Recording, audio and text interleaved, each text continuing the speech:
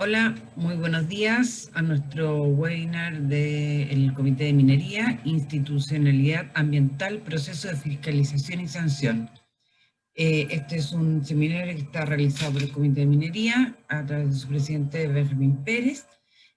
Los invitamos a ser activos hoy día y abajo está la Q&A, donde pueden hacer las preguntas, las cuales las realizará Benjamín al final de las presentaciones. Benja. Buenos días a todos, ¿cómo están? A todos y a todas, espero que estén bien.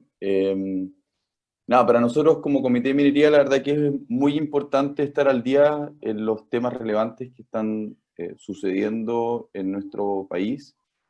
Y estimamos que el tema de fiscalización y procesos sancionatorios ambientales es un tema sumamente relevante. Y es relevante no solamente para la industria minera, sino que también lo es de manera transversal para todas las industrias. A pesar de estar en una época en que se dictan cuarentenas y algunos de nosotros tenemos que estar en nuestras casas, la verdad es que hemos visto que los procesos de fiscalización y sanción, en especial liderados por la Superintendencia del Medio Ambiente, siguen estando sumamente activos. Ejemplo de eso es ver, por ejemplo, cómo la superintendencia en su LinkedIn publicita los procesos de fiscalización o los procesos de sanción que día a día, semana a semana, está llevando a cabo. Y por eso estimamos necesario e importante destacar este punto. Y para ello tenemos a dos destacados panelistas quienes nos hablarán, por un lado, del proceso de fiscalización propiamente tal, y cómo este se relaciona, ¿no es cierto?, con un eventual proceso sancionatorio que pueda darse curso. Para el caso de la fiscalización propiamente tal, nos hablará Paulina Toro, quien es abogada de la Universidad de Chile y egresada del Magíster en Derecho Ambiental de esa misma casa de estudio. Cuenta con una experiencia importante en sustanciación de procedimientos administrativos de evaluación ambiental y fiscalización de proyectos en el sistema de evaluación de impacto ambiental, con auditoría, fiscalizaciones, gestión ambiental, desarrollo de estrategias legales, etc. Se ha especializado en Derecho Ambiental Público Administrativo con sólidos conocimientos en áreas de derecho sanitario, recursos naturales, energía, agua, entre otros. Hoy día, Paulina trabaja como abogada asociada en el estudio Carceléndez, Madrid, Guzmán y Tapia, quienes son miembros activos de esta Cámara. Y del mundo de la sanción, vamos a tener a Sebastián Valdés de Ferrari, quien es director de consultoría e ingeniero comercial, economista de la Universidad de Chile con un PhD de economía en recursos naturales y medio ambiente. Sebastián es experto en sustentabilidad y cumplimiento ambiental, con más de 20 años de experiencia en los sectores mineros, forestal, agroindustrial y energía. Sebastián, entre sus múltiples cargos, destaca haber sido ministro titular, licenciado en Ciencias del Tribunal Ambiental de Santiago, desde el año 2012 al 2014, y actualmente director de consultoría de Kisling y compañía. Paulina, si puedes encender tu cámara.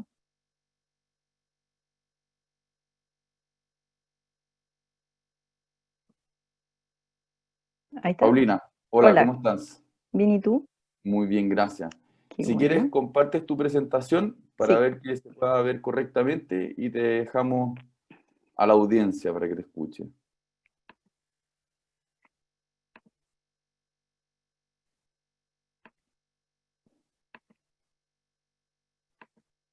¿Se ve? Sí, se ve perfecto.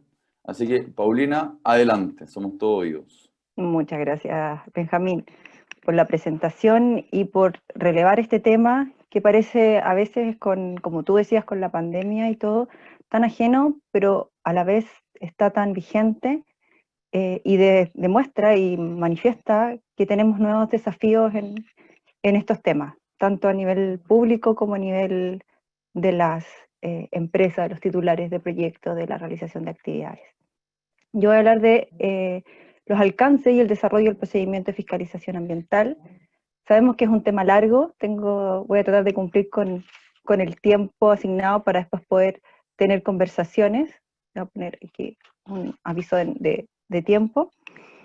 Y lo quise organizar en estos 4 temas, que es un barniz como general de los aspectos que nos regulan el tema de la fiscalización ambiental, un poco de contexto, la institucionalidad, vamos a ver el procedimiento y después unas ideas como para quizás conversar o para dejarlas para más adelante y ir evaluándolas. ¿Cuál es el contexto? Obviamente todos sabemos que a partir de la dictación de la ley 20.417 se crea y se unifica la fiscalización ambiental propiamente tal en la superintendencia, en todos los aspectos y alcance de esta fiscalización, con facultades la SMA para gestionar a terceros, tanto a los servicios públicos existentes como a las entidades privadas, para el cumplimiento de estos mismos objetivos. Dentro de las funciones generales de la SMA, como ente rector de esta fiscalización, como orientador y como coordinador, está la fiscalización de la normativa ambiental, como veremos, o sea, tiene propias atribuciones, que es una creación de esta ley, a diferencia de la situación anterior de CONAMA. Sancionar incumplimiento, promover su cumplimiento. Esta es una función que recoge la SMA en su última cuenta pública, y la destaco porque la voy a recoger casi al final de la presentación, porque creo que es un tema que ha sido poco desarrollado y que donde podríamos tener los mayores desafíos. La entrega de información a la comunidad, de los proyectos, de las denuncias, etc. Y la coordinación, obviamente, de todos los servicios públicos en materia ambiental y la generación de instrucciones que resultan obligatorias, como sabemos. Comentarles a grandes rasgos que la cuenta pública del 2019, entregada en mayo del 2020, la SMA informó que había más de 16.000 unidades fiscalizables, las cuales entendemos que cada una puede estar regulada por uno o más instrumentos de gestión ambiental, y se entiende por unidad fiscalizable todas aquellas obras, acciones o procesos que están relacionados entre sí y se encuentran regulados por uno o más instrumentos de gestión ambiental o de carácter ambiental, obviamente competencia ambiental.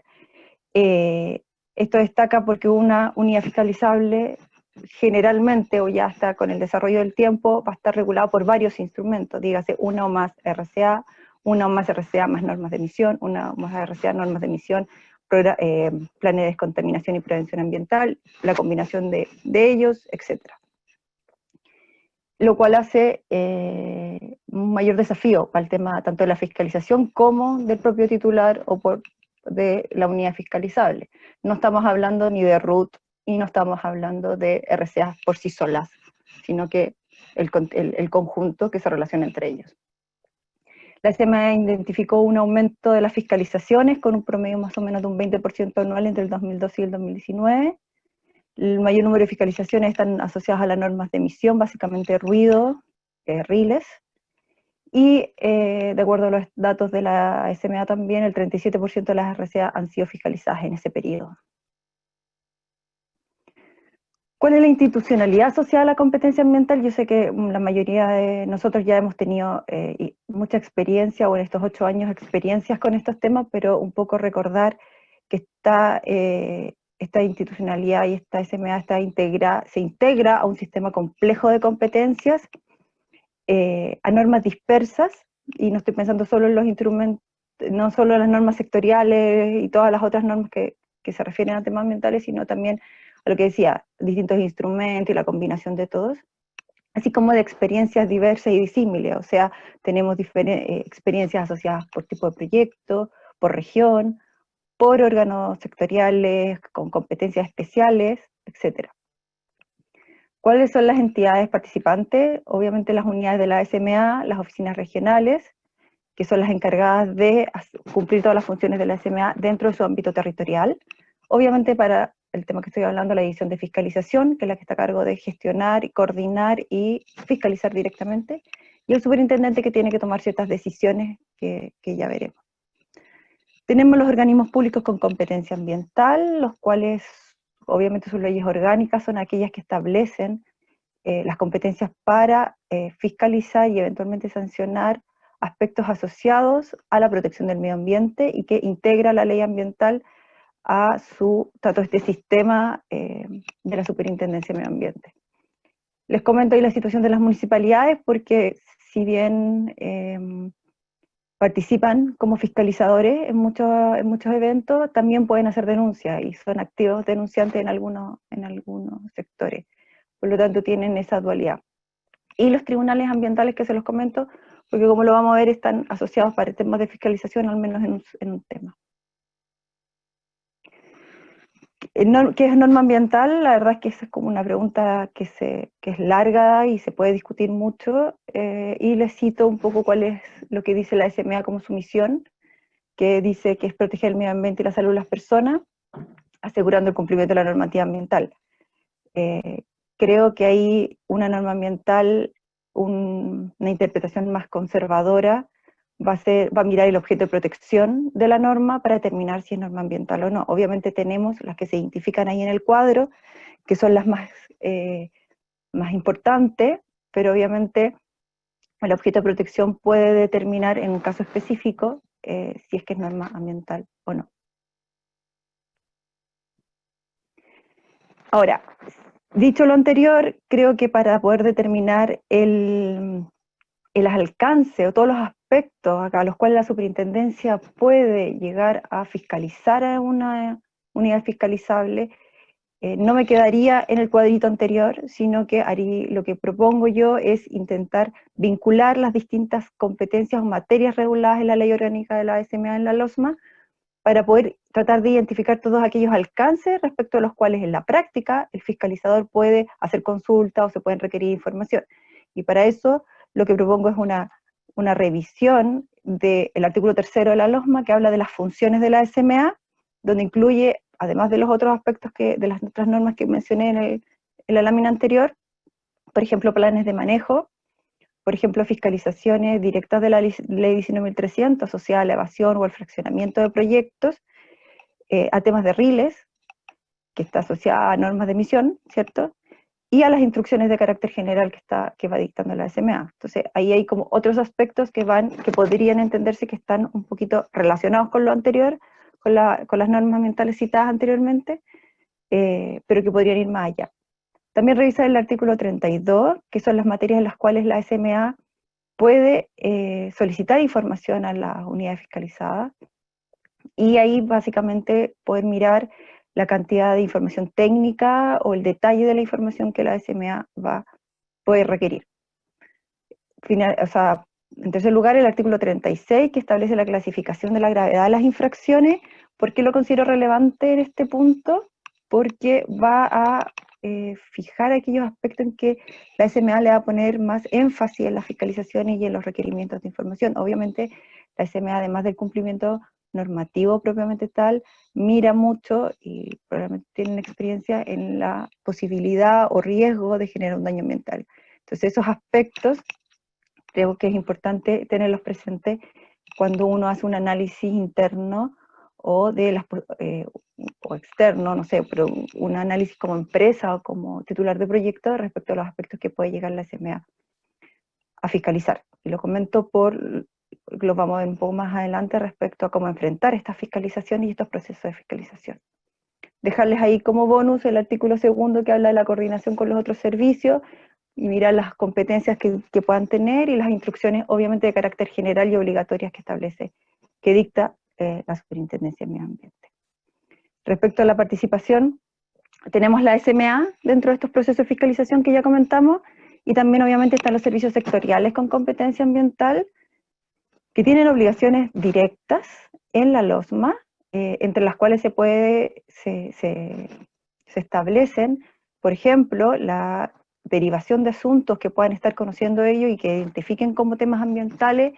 Tienen la obligación de informarlo al SMA, derivarlo para allá para su investigación y declarar sin competencia esas materias. Tienen también la obligación de mandar los reportes de fiscalización, la entrega de permisos ambientales sectoriales y cualquier información que esté asociada al cumplimiento de las normas ambientales por parte de los proyectos. Además están obligados, obviamente, a cumplir las instrucciones y protocolos técnicos que dicta la superintendencia, en este caso, respecto a las fiscalizaciones ambientales, que tiene instrucciones de carácter general y que tiene instrucciones también y protocolos técnicos asociados a cada norma o a un conjunto de ciertas normas para mejorarla y unificar la forma de fiscalizarla. Los servicios sectoriales también participan en la elaboración de los programas y los subprogramas de fiscalización que vamos a comentar.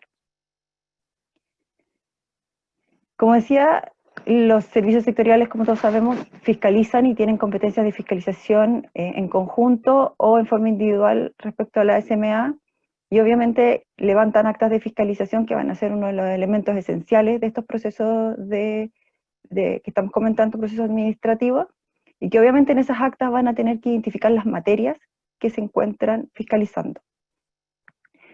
En caso que el servicio público, el servicio sectorial, decida iniciar un proceso sancionatorio sectorial, va a tener que identificar y utilizar a su vez esa acta de fiscalización o ese evento de fiscalización, va a tener que identificar y fundamentar cuáles aspectos investigados corresponden a materias ambientales y cuáles corresponden a aspectos sectoriales.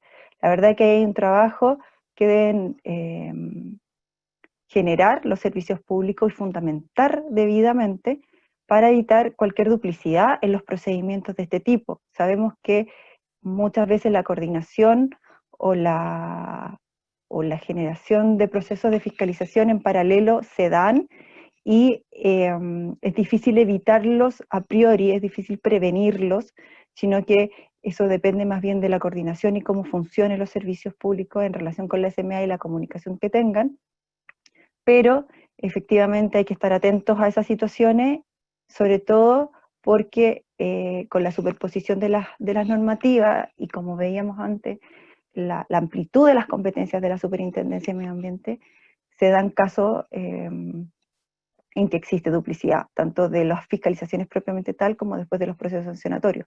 Cuando hablo de estas situaciones me refiero a procesos de revisión o control asociado a los mismos hechos. Obviamente, si el servicio identifica aspectos que son solamente sectoriales, tienes todas las competencias vigentes para seguir con los procedimientos que correspondan. ¿Cómo evitar estas situaciones? Bueno, estar atentos, evaluar acciones de impugnación, por ejemplo, presentar escritos de se tenga presente durante la investigación o directamente reposición u otros medios de impugnación que sean procedentes respecto a cada uno y frente a cada uno de los servicios sectoriales. Ahora, eso va a estar, y en relación con la fundamentación que tienen que dar los servicios, necesariamente también en caso de los titulares que tienen proyectos evaluados ambientalmente, en las condiciones de una RCA, o sea, en esos aspectos efectivamente son esenciales para determinar si un tema es de competencia de la superintendencia o es de competencia de un servicio. Por lo tanto, hasta dónde es ambiental o no, o por ejemplo, por los capítulos legales de los estudios de impacto ambiental o de las declaraciones, que abarcan muchas normativas a veces, tanto ambientales como sectoriales, hasta dónde llega la competencia de uno y otro. Yo creo que es un tema caso a caso, pero ya tenemos más o menos zanjado que lo que esté en la evaluación, lo que esté en la RCA es ambiental y por lo tanto la competencia es de la super. Pero efectivamente esto es una práctica que sucede y es un tema que hay que estar atentos en los procesos sobre todo cuando ya se están generando las actas de fiscalización, los procesos, y se tiene conocimiento de eso.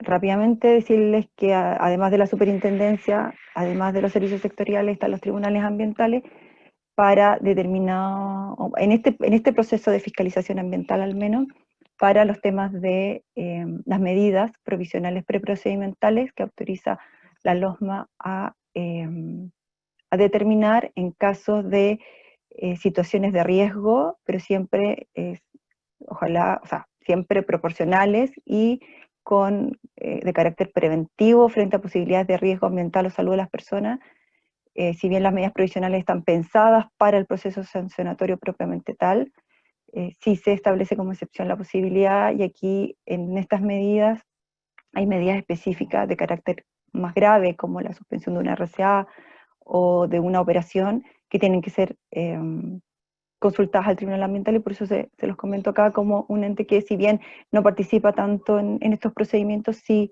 puede tener injerencia. Me quedan 5 minutos. Un poco aspectos administrativos del procedimiento. De estos temas que les planteo acá, creo que uno de los temas más importantes es que el proceso de fiscalización, procedimiento de fiscalización propiamente tal, no tiene etapas definidas. Uno sabe cuándo empieza, que es cuando llega el fiscalizador o cuando te requieren información, pero no sabes cuándo termina.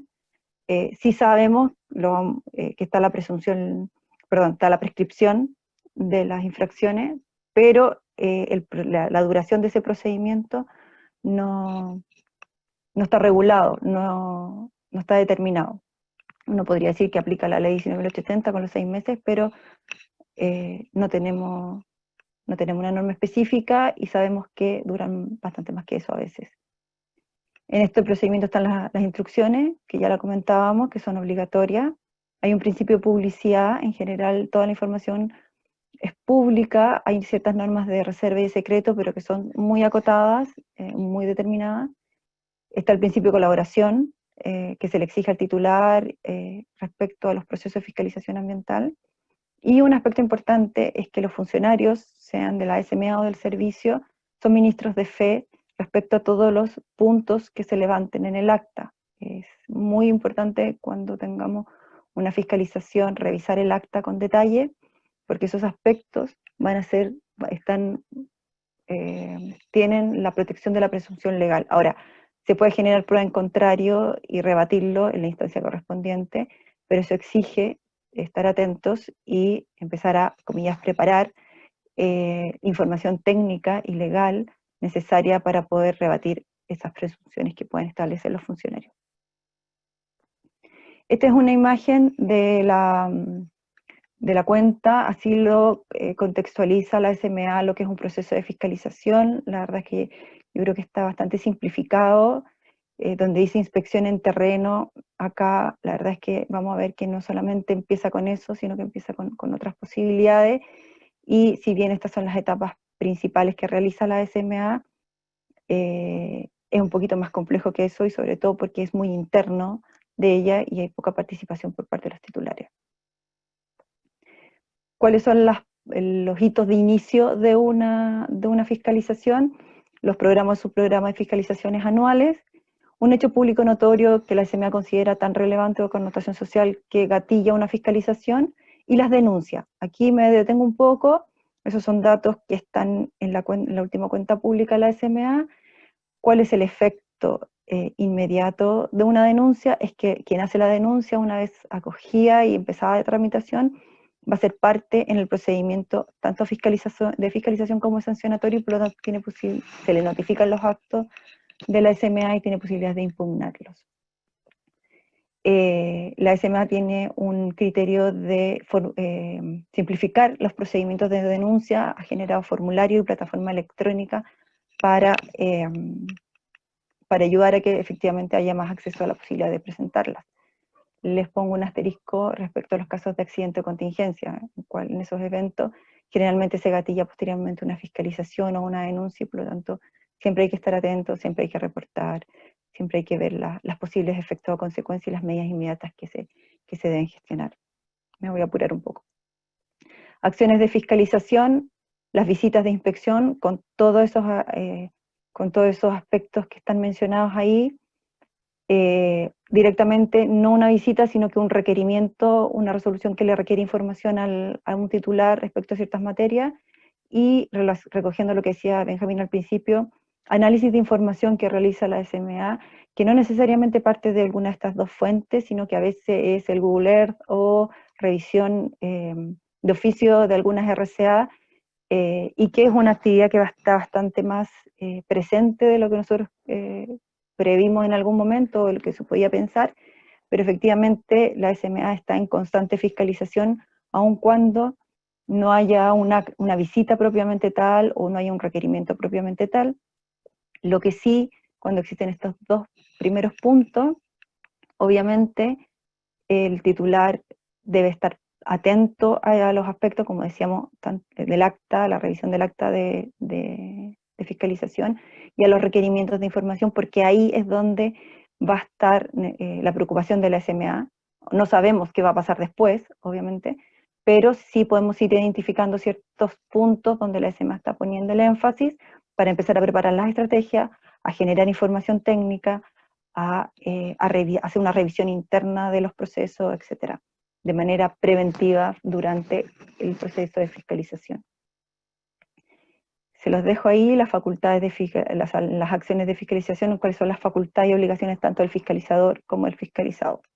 Ya estoy en el tiempo, así que medidas provisionales, lo comentábamos en la etapa procedimental, solo en casos fundados, y estar atentos cuando se impongan medidas provisionales en esta instancia, porque como no sabemos tampoco cuál va a ser la formulación de cargo, sí nos dan fundamento y sí contienen muchas veces presunciones que van a ser relevantes en una eventual formulación de cargo y después de poder rebatir en una defensa.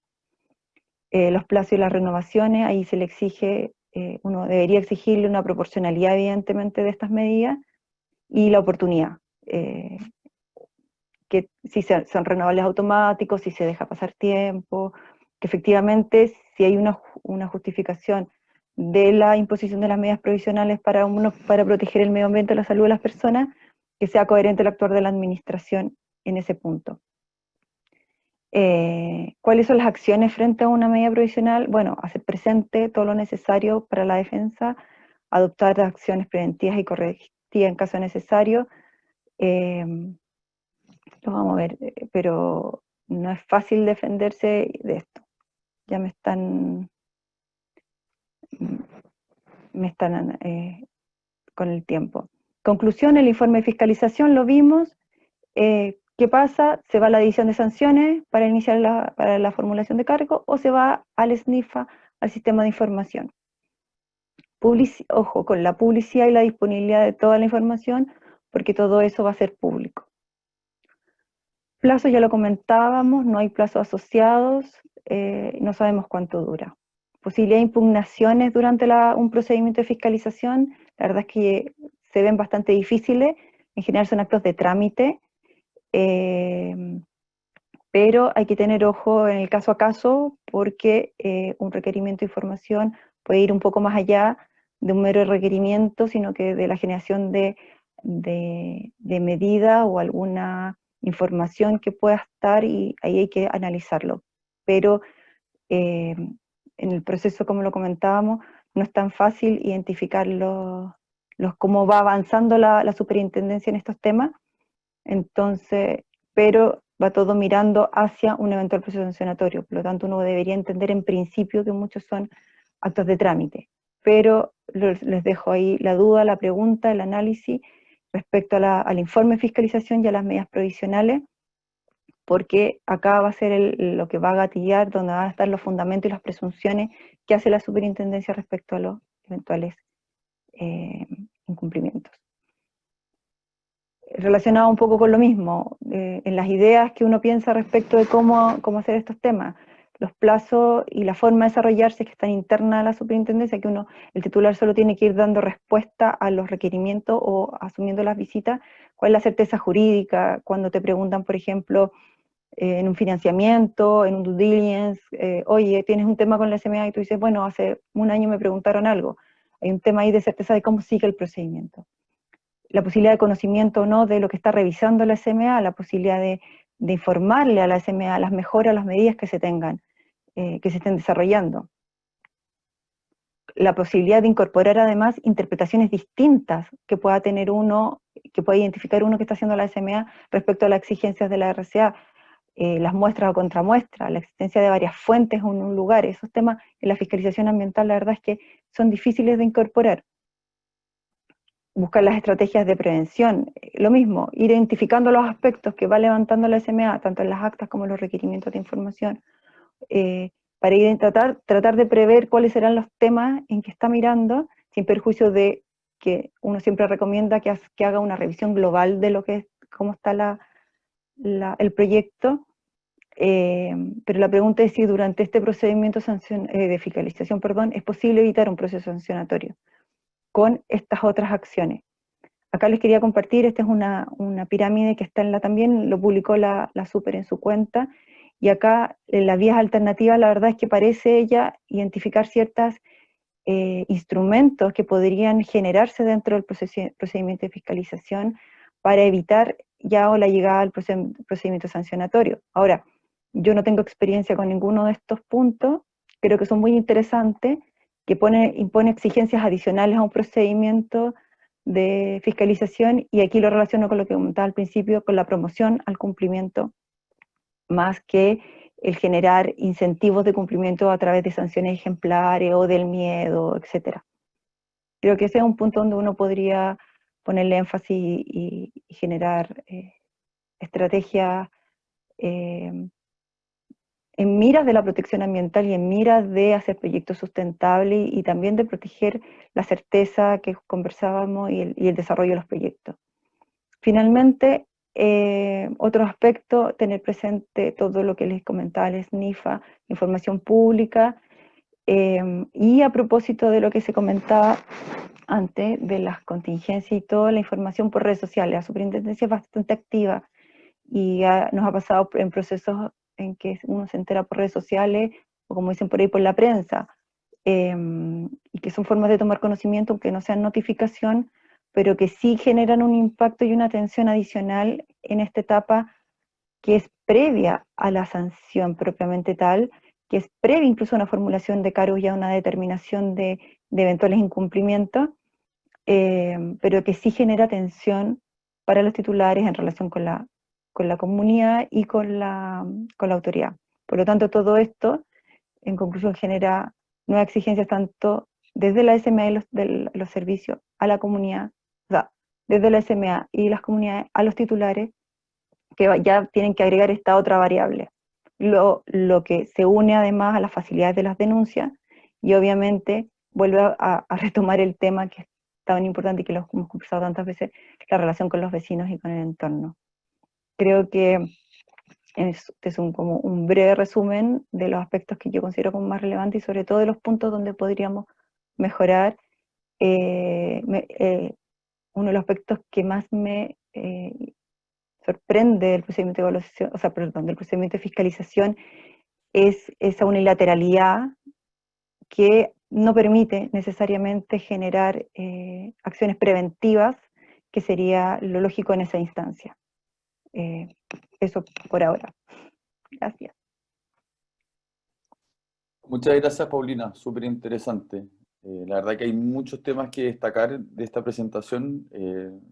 Hago presente que las preguntas las vamos a dejar para el final, pero por supuesto tener claro, entender los procesos, el proyecto, saber dónde están las eventuales fallas de un proyecto, e internalizar esa información es algo que destacamos.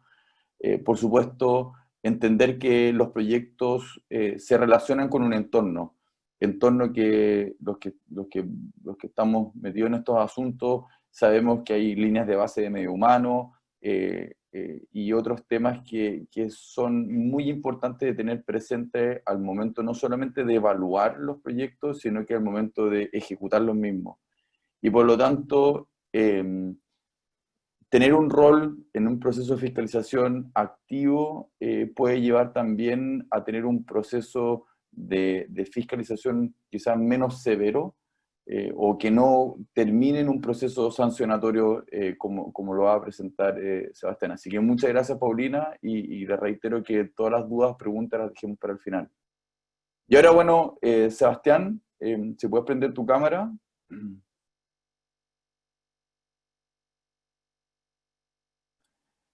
Bueno, Sebastián nos va a hablar ya de la segunda etapa, o sea, de cómo transitamos, ¿no es cierto?, de esta fiscalización que nos habló la Paulina, fiscalización que es un poco desconstructurada, de que no tiene un proceso propiamente tal, que muchas veces uno carece de información para para hacer presentaciones y que derechamente entramos en un mundo ya de las sanciones.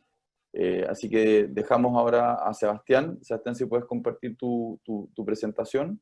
Sí, cómo no.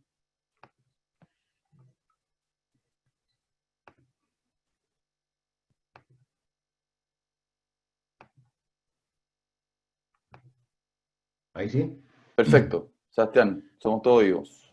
Bueno, muchas gracias a AUCHAM y al Comité de Minería por invitarnos a participar en este webinar, en conjunto con Paulina, para abordar la problemática del cumplimiento ambiental que parece y que está súper vigente a pesar de que estamos en una situación de pandemia y de cuarentena en muchas regiones durante tanto tiempo.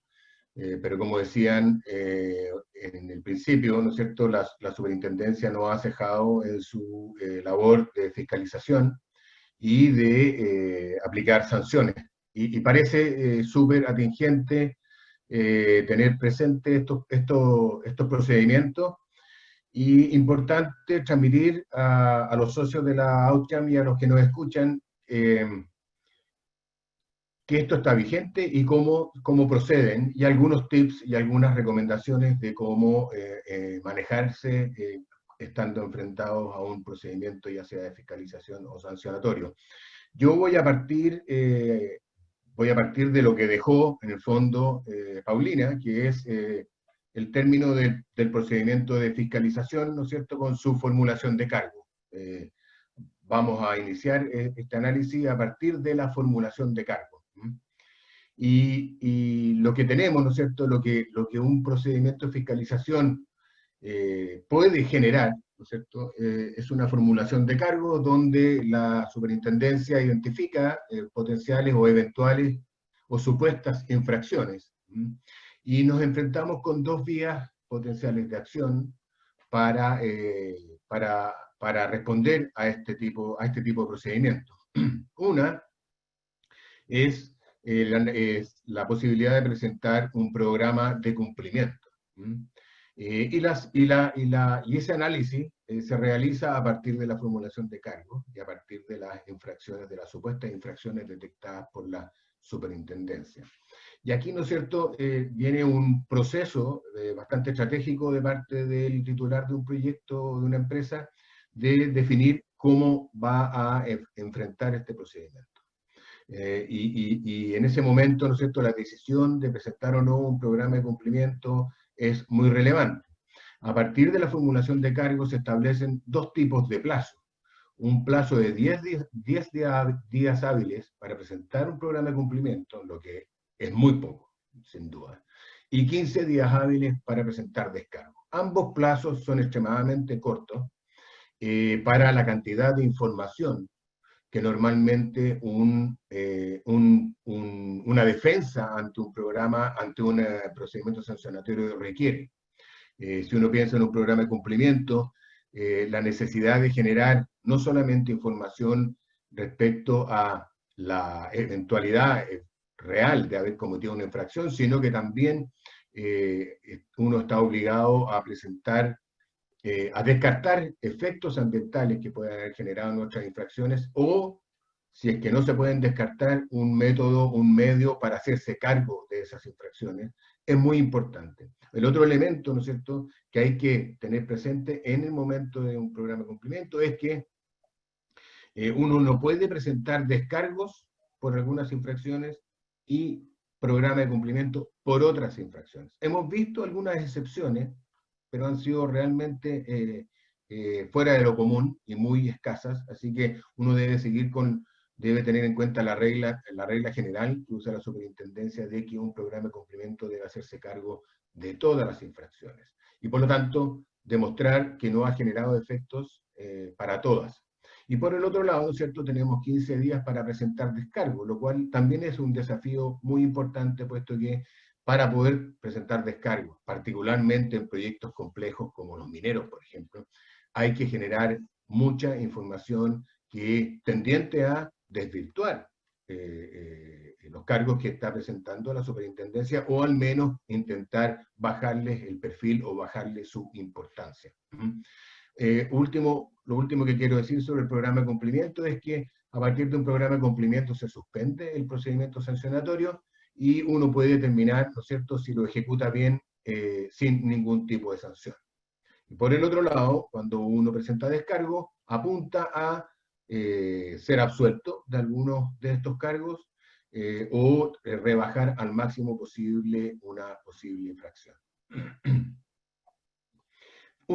Quisiera recordar que el fin de ambas vías del procedimiento termina con una resolución del superintendente dando por ejecutado el procedimiento satisfactoriamente y por lo tanto finiquitado el procedimiento sancionatorio, o una que dice que no ha sido ejecutado y reabre, ¿cierto? Elimina la suspensión y reabre el procedimiento sancionatorio, con lo cual el titular deberá presentar eventualmente descargos para defenderse de las infracciones.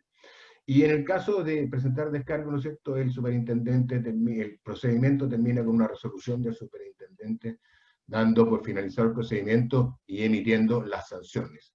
Esas resoluciones son todas reclamables ante los tribunales ambientales, y una resolución intermedia también ha sido reclamada muchas veces ante los tribunales ambientales, la cual lo que pareciera estar fuera de norma, pero esa se refiere a la resolución que da por aprobado un procedimiento, un programa de cumplimiento.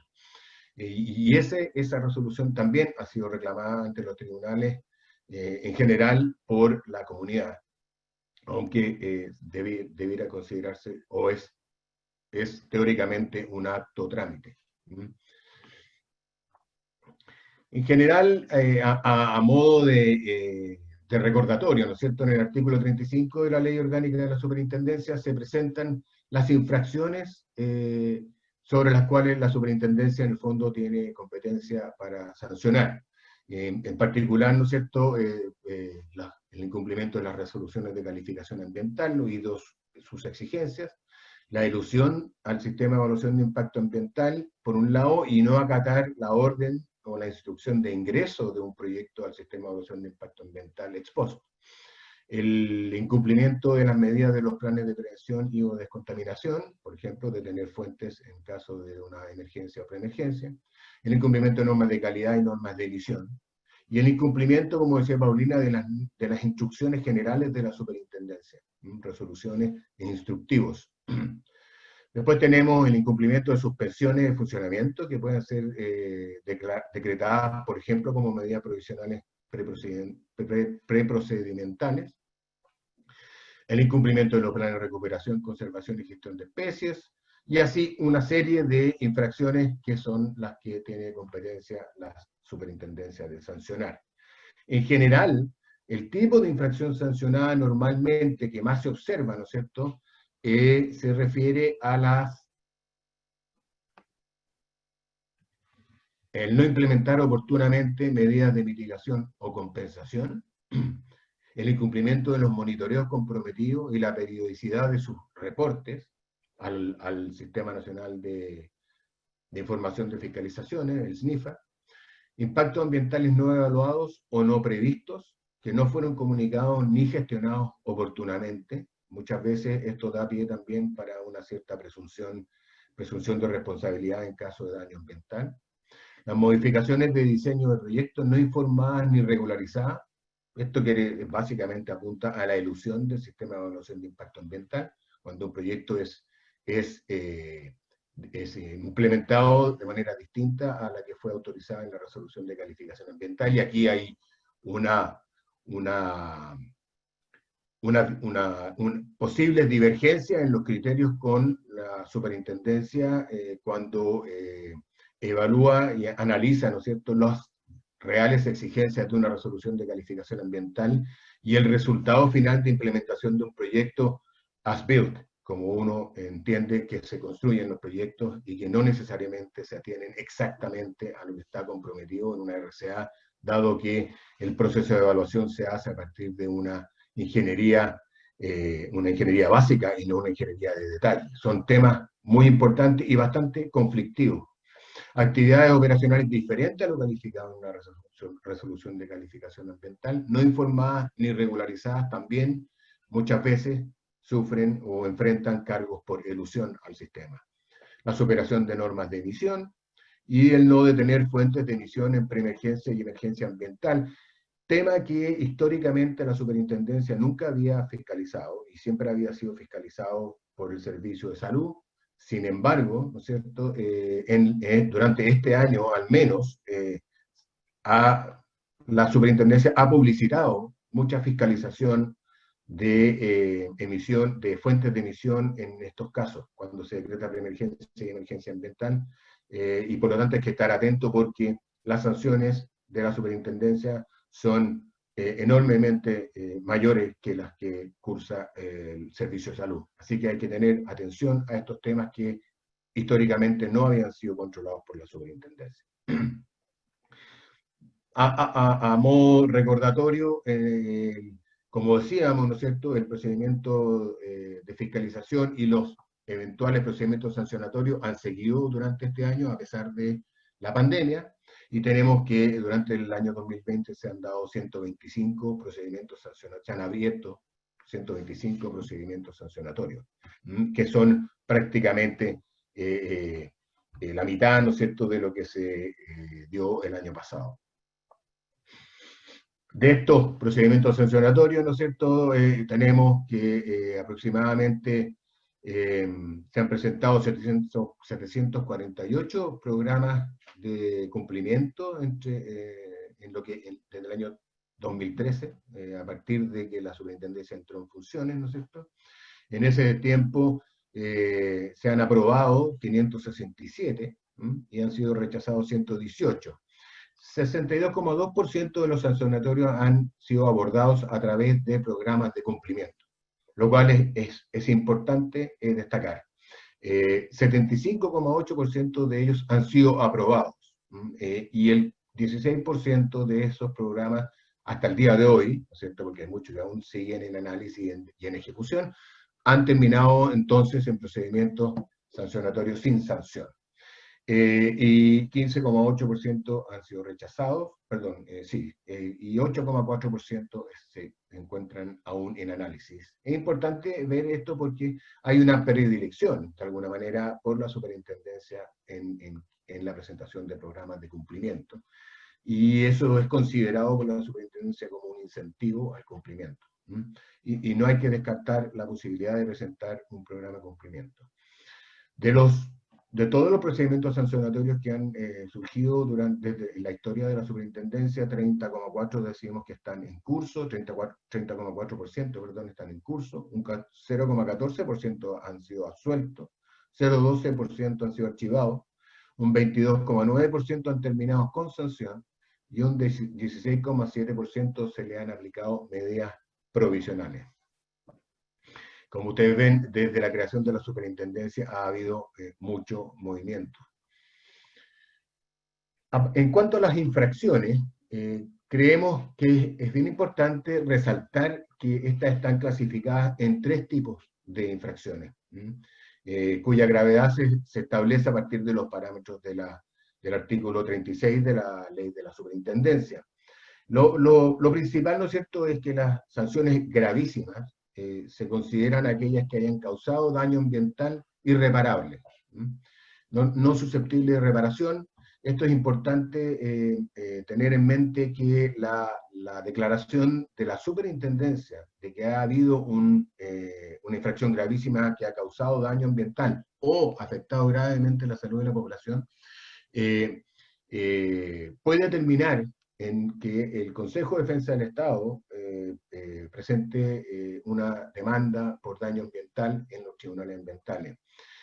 Pero también es importante resaltar de que lo que la superintendencia estime como daño ambiental no necesariamente conduce a que el tribunal finalmente efectivamente dicte o sentencie que efectivamente se produjo daño ambiental.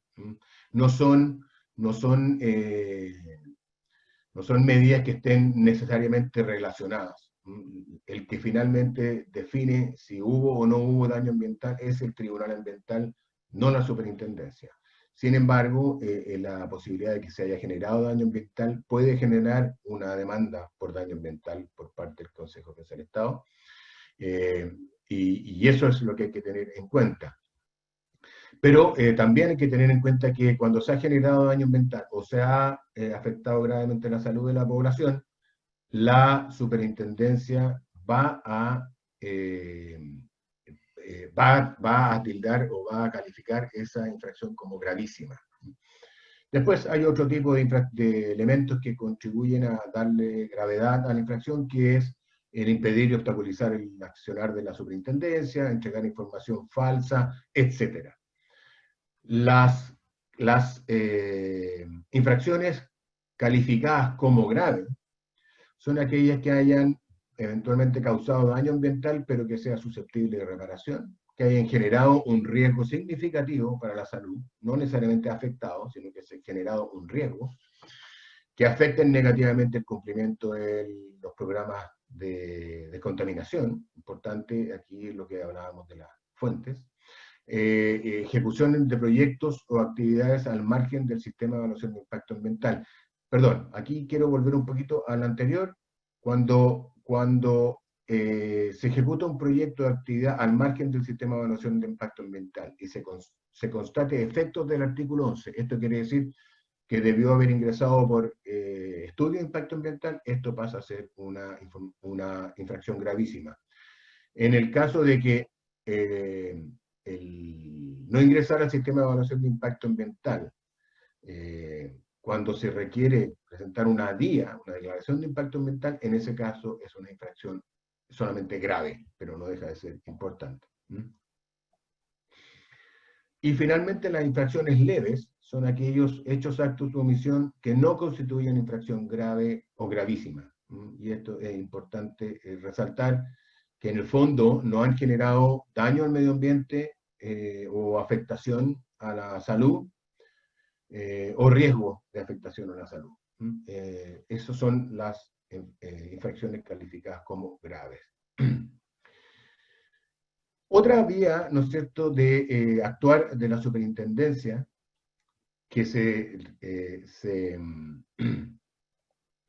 genera a partir, ¿no es cierto?, de la formulación de cargos y de los procesos de fiscalización, se refiere a las medidas provisionales, algunas, como decía Paulina, pre-procedimentales, otras durante el procedimiento.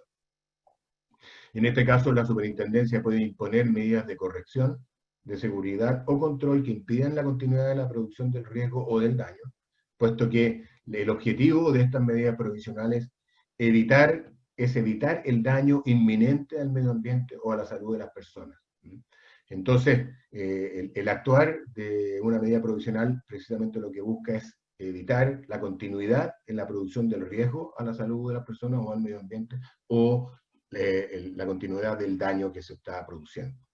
Y con eso puede entonces también recurrir al sellado de aparatos o equipos, a la clausura temporal, parcial o total de las instalaciones. Como todos sabemos, esto implica enormes pérdidas, enormes costos, enormes impactos operacionales a los proyectos.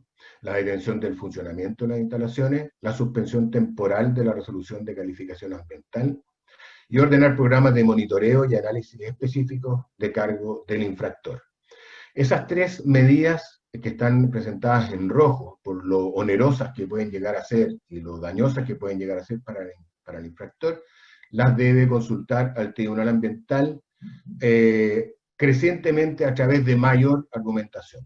Originalmente se planteaba que esta consulta, cuando partió el Tribunal Ambiental, ¿no es cierto?, se planteaba que esta consulta podía ser por vía telefónica, simplemente, pero el tribunal en ese momento lo único que actuaba, que era el Tribunal de Santiago, donde yo participaba, decidió que requería bastante más fundamentación por lo grave que podía ser, ¿no es cierto?, una medida provisional de ese tipo. Y entonces la mera llamada por teléfono no era suficiente fundamentación para implementar una medida o dictar una medida provisional. En términos de las sanciones, creemos que es importante resaltar que, ¿no es cierto?, ya llevamos 7 años con la superintendencia actuando en plenitud, y los tribunales ambientales, por supuesto, también. Pero creemos que es muy importante resaltar el gigantesco cambio que se produjo a partir de la creación de la superintendencia.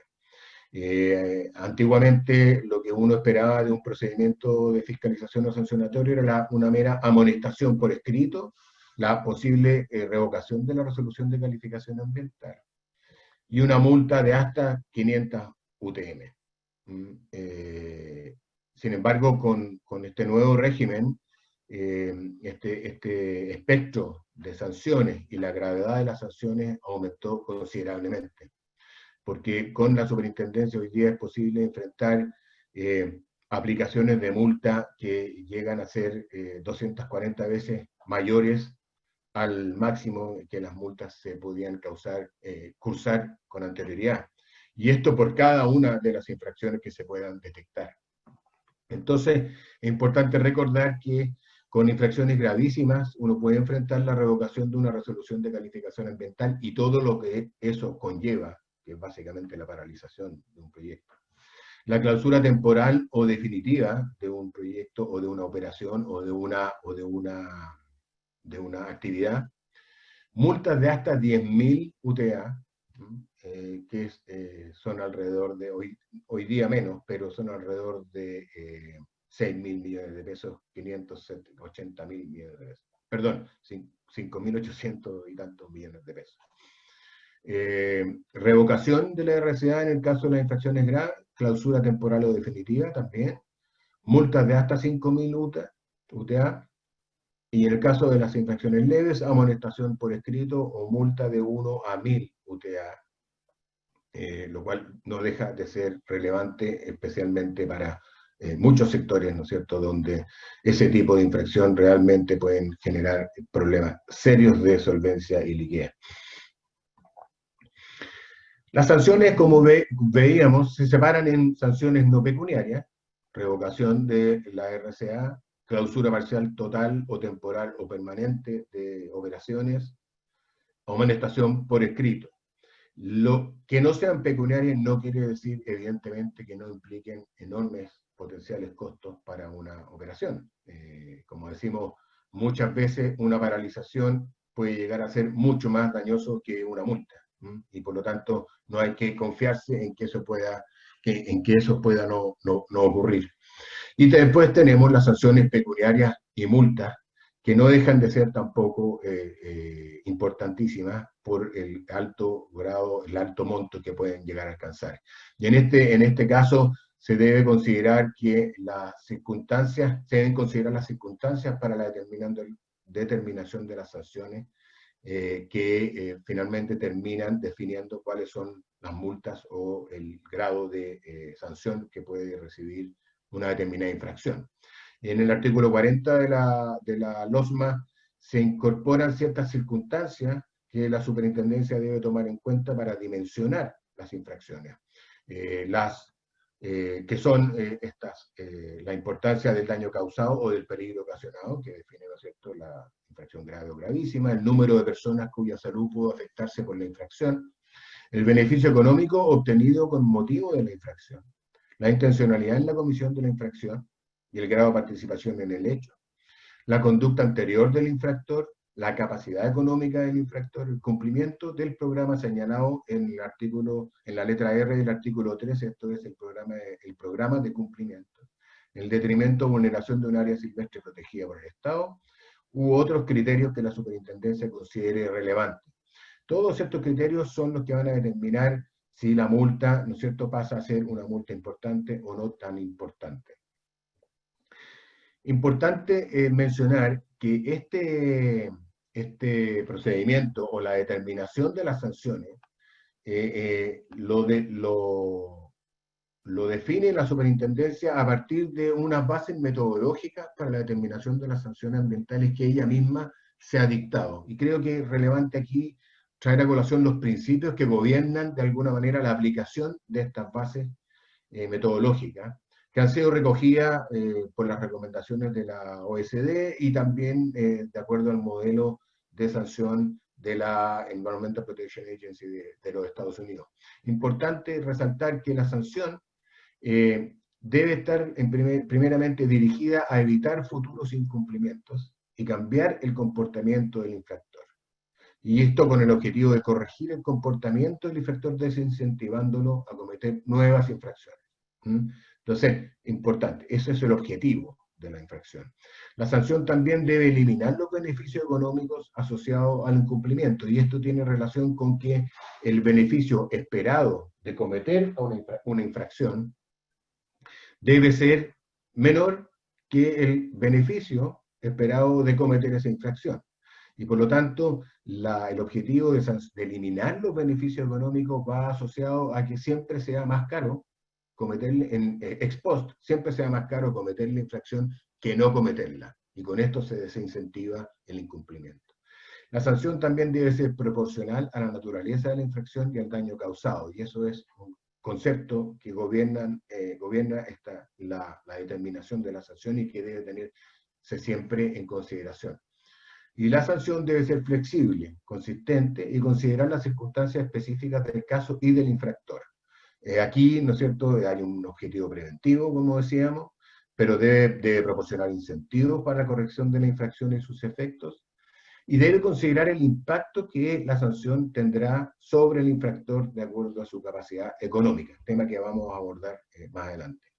Y por lo pronto considerar otras condiciones o circunstancias agravantes como es la intencionalidad o el comportamiento anterior, también la capacidad económica y la cooperación del infractor para con la superintendencia, o las medidas correctivas que pueden actuar como agravantes o como, ¿cómo se dice? Bueno, que son menos agravantes. Las multas, la definición de la multa, de la sanción pecuniaria por parte de la superintendencia, como decíamos, recoge esos principios y los transforma en una sanción pecuniaria a través del cálculo del beneficio económico obtenido por el infractor y una componente de afectación que va a generar un ajuste hacia arriba o hacia abajo en el monto total. El beneficio económico, por un lado, está definido como los costos retrasados o evitados en caso de la infracción, a partir de la infracción, ¿no es cierto? Y esto tiene que ver con inversiones y costos que se hayan ya sea pospuestos, ¿no es cierto?, o directamente evitado con la infracción. Es decir, supongamos, yo tengo un sistema de rieles, ¿no es cierto?, que tiene que tener ciertas características e implemento un sistema de tratamiento de rieles mucho menos complejo, más incompleto, de acuerdo a la resolución de calificación ambiental, más chico, y yo entonces evito crear inversiones, evito incurrir en ciertas inversiones por ese sistema más reducido, menos completo de lo que había comprometido. Esos son inversiones o costos evitados, ¿no es cierto? Y por el otro lado tenemos ganancias anticipadas o adicionales relacionadas con la infracción, en el sentido de que si yo, por ejemplo, en el caso de elusión, yo comienzo a construir un proyecto sin RCA y a producir el producto que voy a generar, ¿no es cierto?, y a venderlo anticipadamente, voy a generar utilidades, voy a generar ganancias antes de lo presupuestado, comparado con que si yo hubiese sometido el proyecto a resolución de calificación ambiental, al sistema de evaluación de impacto ambiental, que como todos sabemos se demora 2-3 años en generar la autorización definitiva. Entonces, en ese caso, serían ganancias anticipadas. Todo esto se analiza caso a caso, por supuesto, y se establece el beneficio económico. Y los componentes de afectación tienen que ver con la seriedad de la infracción y el tamaño ponderado por el tamaño económico o la capacidad de pago del infractor. Finalmente, el beneficio económico se calcula como el valor presente entre la diferencia en el valor presente actualizado de lo generado o el beneficio económico generado a partir de la infracción versus o menos el beneficio generado a partir del cumplimiento, que se habría generado si se hubiera estado en cumplimiento. Esta resta genera el beneficio económico obtenido a partir de la infracción. Los criterios de seriedad, como decíamos, ¿no es cierto? Función de seriedad de la infracción, que es un elemento de la componente de afectación, tienen que ver con 4 elementos: la relevancia de la exigencia ambiental infringida, las características de la infracción, el riesgo y o afectación ocasionada a la salud de las personas, y el riesgo o daño ocasionado al medio ambiente. 4 elementos que hacen más o menos seria la calificación de la infracción y por lo tanto su sanción. El factor del tamaño económico, como decíamos antes, o la capacidad económica del infractor, tiene que ver con el tamaño de la empresa, en general calificado a partir de las ventas anuales, lo que genera un factor de tamaño económico, un ponderador, que va a eventualmente generar o no un ajuste hacia abajo en el tamaño de la multa, el monto de la multa, y tiene que ver con la capacidad de pago del infractor. Esto es, cuán solvente se encuentra la empresa al momento de cursarse y tener que pagar la infracción. Y esto, creo que ya estoy atrasado en el tiempo, en general se maneja a través de un modelo financiero, ¿no es cierto? Y se calculan razones financieras para determinar la capacidad de pago de la empresa. Solamente estos son recomendaciones, esto es resultado de la jurisprudencia ambiental en cuanto a la capacidad, a la manera en que la superintendencia debe determinar las infracciones, las sanciones. Creo que la voy a dejar establecida nomás para que ustedes la vean en la presentación posteriormente, pero quiero pasar a un elemento concluyente que es un recordatorio que a mayor beneficio y afectación de la infracción, a través de la infracción, mayor va a ser la multa. Y es muy importante tener considerado esos elementos. Finalmente, algunas recomendaciones para terminar. La revisión periódica del cumplimiento de resoluciones de calificaciones y permisos. Evidentemente, la única manera de saber si estamos en cumplimiento y si podemos enfrentar eventualmente sanciones es tener claro en qué estado de cumplimiento se encuentran nuestras autorizaciones. Porque, como decíamos, las sanciones están mucho más altas que en el pasado y hay medidas provisionales que pueden generar costos importantes. El análisis temprano de las actas de fiscalización, tal cual decía Paulina, es muy importante tener en claro qué es lo que ha pasado cuando nos han ido a ver. Muchas veces uno dice, sí, nos vinieron a ver y no pasó nada. Ojo, eso puede resultar en un procedimiento sancionatorio.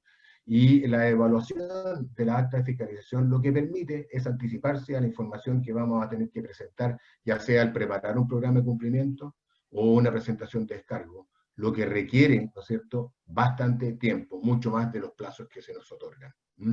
Y una pequeña recomendación para final, tener en claro, ¿no es cierto?, los niveles de cumplimiento de la RCA cuando uno está enfrentando la compra o el financiamiento de algún proyecto. La fiscalización y sanciones pendientes, los programas de cumplimiento de ejecución y los compromisos que se van a tener que cumplir en esos programas. ¿Qué planes de reparación hay en ejecución? ¿Cuáles son los monitoreos que la empresa está obligada a realizar? Planes de cierre pendientes y eventuales demandas por daño ambiental. Todo lo cual, ¿no es cierto?, puede tener impactos bien importantes en los resultados y la sustentabilidad de una empresa. De ahí el llamado, ¿no es cierto?, a estar siempre pendiente y estar preocupado del cumplimiento ambiental. Y con esto termino pidiendo disculpas por haberme pasado en los tiempos. Muchas gracias. Muchas gracias, Sebastián. Súper interesante, bien consistente la presentación. Yo creo que aquí el llamado, como bien señalaste, y que está súper relacionado con lo que comentaba Paulina, por un lado es conocer los proyectos, conocer el grado de, lamentablemente porque se pasan, el grado de desviación entre lo evaluado y aprobado versus lo ejecutado.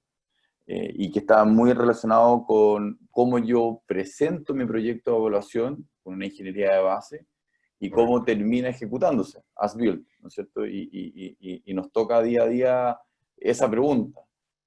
Entender también que esas diferencias pueden ser soslayadas a través de distintos mecanismos, no necesariamente esperar de que nos vayan a fiscalizar. Yo creo que eso es importante. Hay instrumentos como consultas de pertinencia y eventualmente tramitar esas modificaciones a través de una declaración de impacto ambiental. También importante el rol de los planes de cumplimiento. Yo creo que son un instrumento súper eficiente y muy eficaz, tendiente a fomentar el cumplimiento ambiental, y algo que también hablaba Paulina a propósito del proceso de fiscalización que tiene la superintendencia. Y obviamente conocer las actas de fiscalización para, entre comillas, prepararse para este proceso sancionatorio. Como dices tú, muchas veces los plazos son muy exiguos y el llamado urgente de, por favor ayúdennos, estamos en esto, se puede evitar si es que vamos conociendo. Muchas veces donde se toman las decisiones están más en los proyectos, pero hay gerencias en Santiago o en otras ciudades donde se tienen que tomar las decisiones.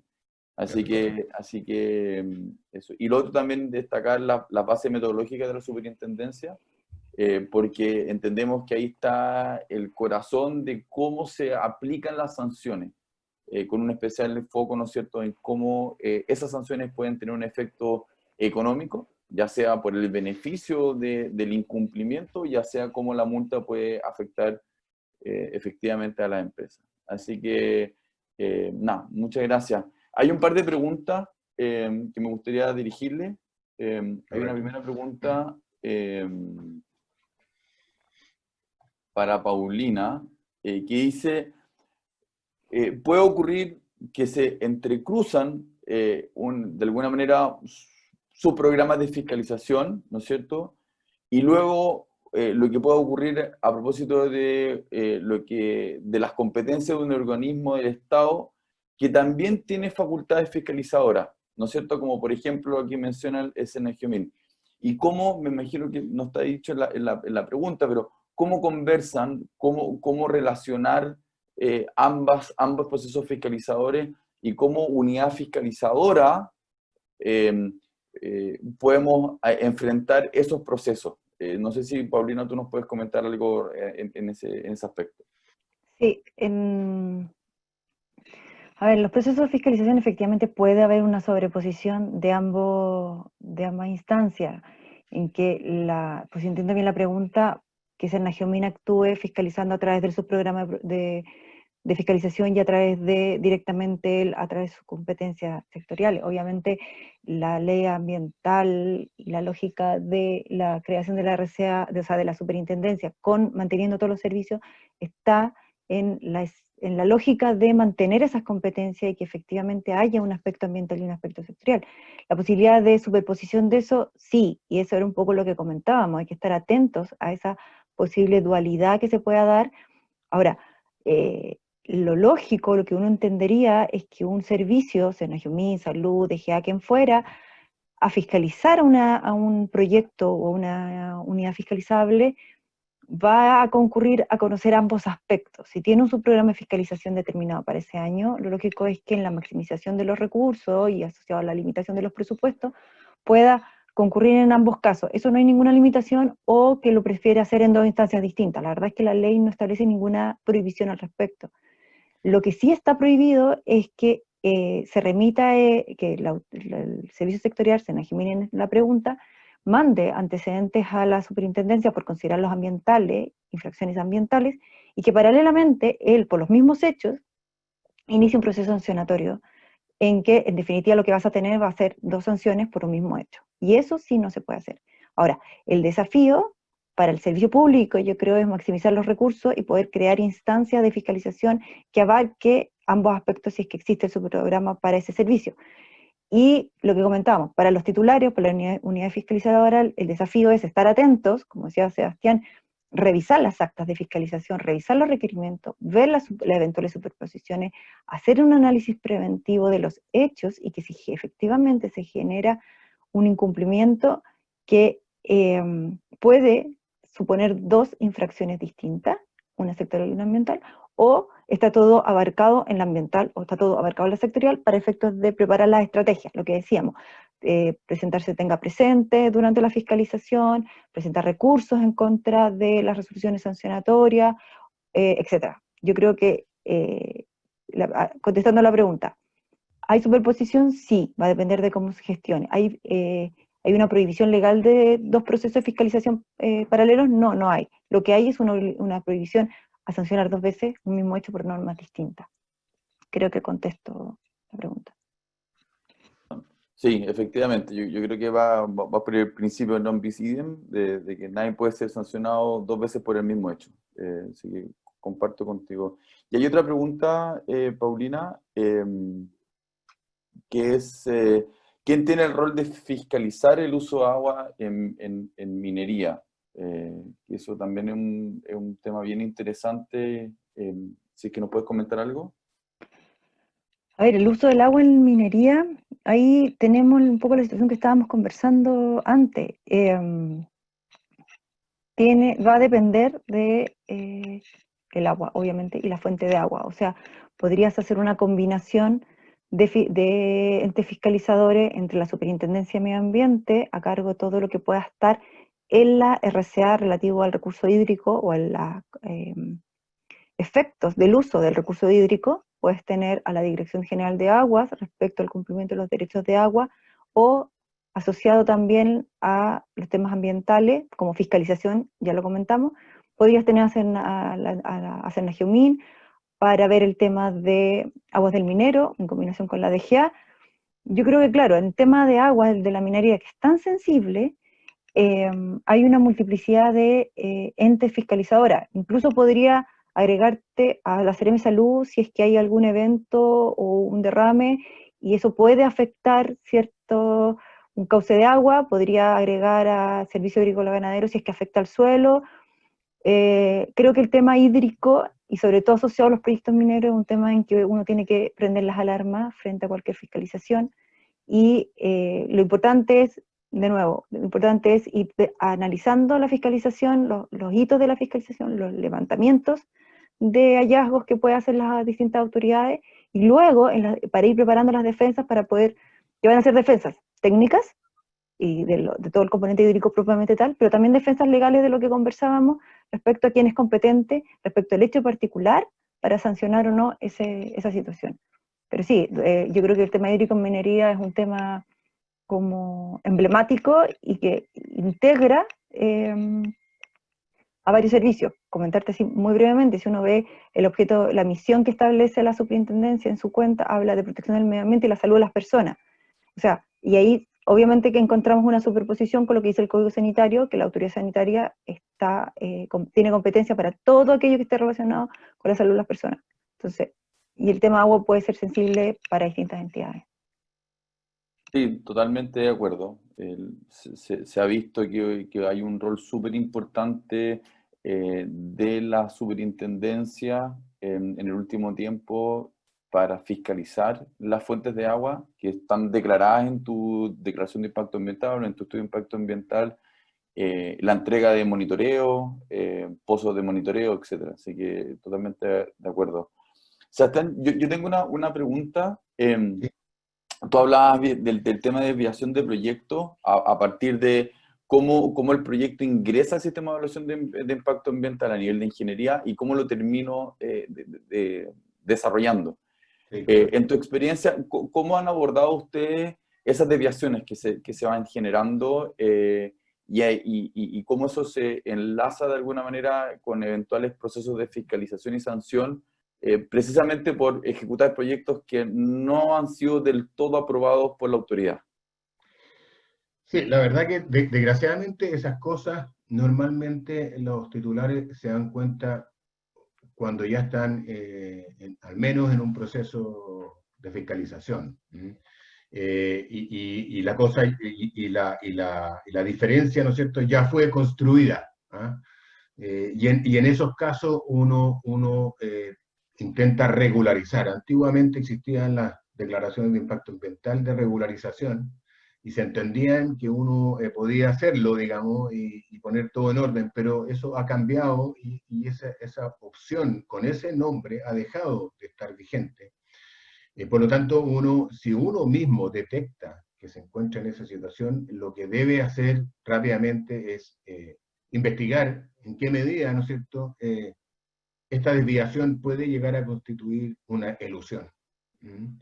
Lo cual no es tan trivial, porque uno debe hacer todo el análisis de, primero, ¿no es cierto?, de todas las tipologías potenciales, ¿no es cierto?, que podrían aplicar en esta situación, pero también ver en qué medida esta desviación puede ser considerada un cambio significativo, una modificación significativa, pensando, ¿no es cierto?, en los artículos del reglamento que aplican aquí, creo, el artículo 3G, o no sé cuánto, o 12G, yo no tengo la capacidad de los abogados a conocerme los artículos de memoria, siempre necesito la ayuda de memoria al lado del reglamento, pero sin duda lo que hay que tratar de primero en el análisis es descartar en qué medida esta desviación puede constituir una modificación significativa respecto a lo autorizado, o de buena primera un nuevo proyecto. Si uno considera, y aquí uno toma un cierto riesgo, puede tomar un cierto riesgo, ¿cierto? Si uno considera que no calza en ninguna de las dos situaciones, uno debiera proseguir. Normalmente los titulares prefieren optar por algún grado de certeza y les interesa contar con una consulta de pertinencia aprobada, digamos, o favorable de parte del Servicio de Evaluación Ambiental, que diga efectivamente esto es una desviación, pero no requiere ingresar al sistema de evaluación de impacto ambiental. Pero también hay que considerar que las consultas de pertinencia no necesariamente dan esa certeza. Entonces, claro, es mejor eso que nada, en el caso que uno tenga dudas. Pero también uno debe tener conciencia de que la norma, digamos, dice que esta desviación se puede considerar un proyecto nuevo si es que tiene una tipología, o una modificación significativa si es que se cumplen ciertos criterios.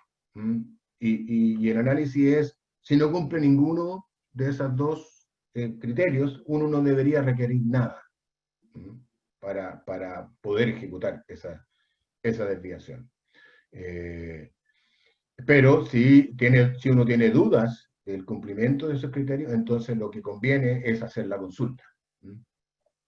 Ahora, en la práctica esto se da mucho, y es muy importante que cuando uno se da cuenta, intentar regularizar, porque la elusión, como decíamos, es una falta grave o gravísima, y por lo tanto puede tener serias consecuencias. Perfecto, muchas gracias. Y nuevamente, Paulina, Sebastián, muchas gracias por sus presentaciones, muy interesantes. Y el llamado es a conocer los proyectos, a conocer las realidades de los proyectos de cada uno, saber que se dan desviaciones, pero que esas desviaciones pueden ser mitigadas por distintos instrumentos, y eventualmente en procesos de fiscalización ser súper activo. Tomo un poco el llamado que comentaba Paulina de conocer esas fiscalizaciones, de hacerlos se tenga presente, porque de alguna manera uno va preconstituyendo esta prueba y esta entrega de información.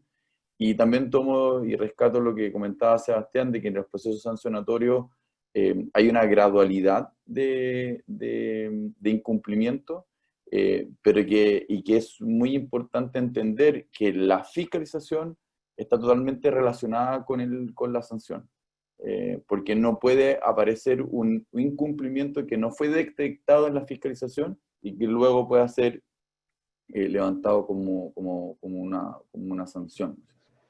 Así que nada, y muchas gracias a todos los participantes. Este video va a estar grabado y va a estar accesible para los miembros de la Cámara. Y nada, atento a todas sus preguntas y dudas. Muchas gracias, Jimé. Muchas gracias, Benja, Paulina y Sebastián. Súper interesante el tema, creo que la convocatoria fue sumamente buena.